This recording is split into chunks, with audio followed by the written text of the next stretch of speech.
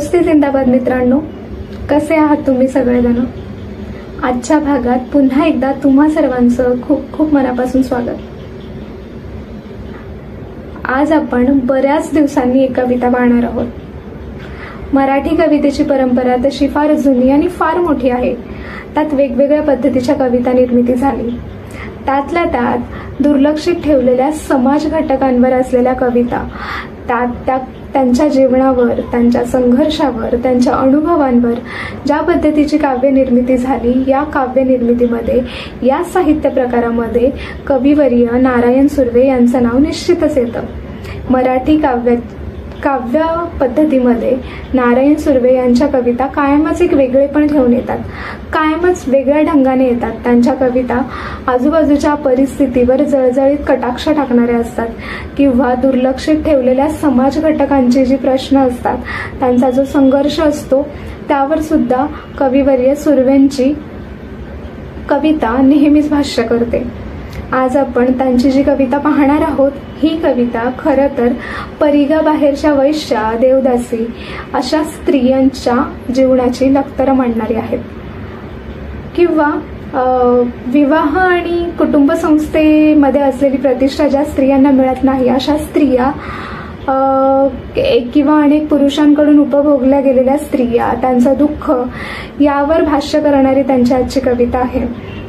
याशिवाय आणखी म्हणायचं तर आपल्या मुलाच्या शाळा प्रवेशावेळी एक अडचण आल्यानंतर त्या अडचणीवर स्वतःचं उत्तर शोधणारी एक आगळी वेगळी आई कशी आहे, ती त्यांच्या या कवितेतून आपल्याला पाहायला मिळणार आहे।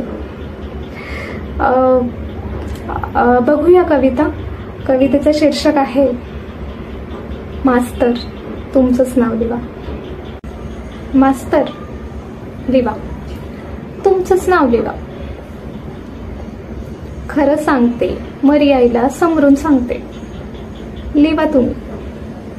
ह्याच्या केसाच्या जटा बघा मास्तर, कसा नागाचा फडा आहे तो। देवाचं देणं आहे ते, देवाचं। मास्तर जमिनी उत्मात्ती वायुफांती, पर नांगूर घातल्या बिना आणि बी पेरल्या बिना रोपवर उगतं का?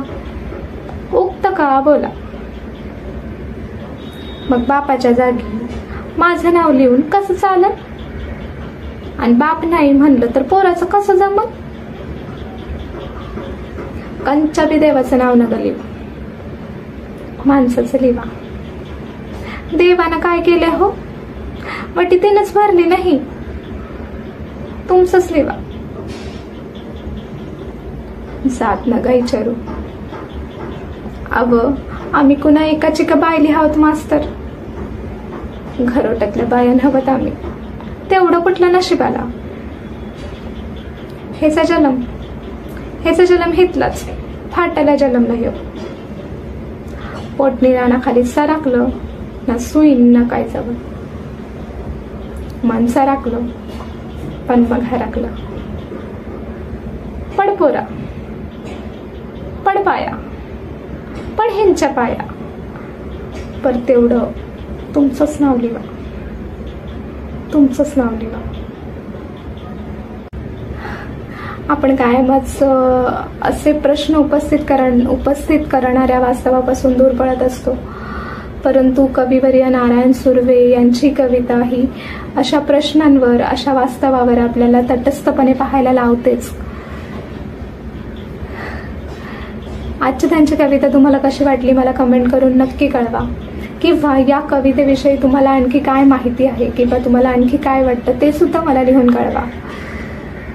आजचा व्हिडिओ आवडल्यास व्हिडिओला लाईक करा, शेअर करा, आपल्या चॅनलला सबस्क्राईब करून टाका आणि बेल आयकॉनवर क्लिक करा, म्हणजे येणारे पुढचे भाग तुम्हाला पाहता येतील।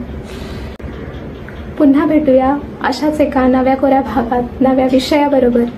तोपर्यंत सर्वांनी काळजी घ्या आणि सर्वात महत्त्वाचं, नवनवीन लिहित राहा, वाचत राहा। धन्यवाद।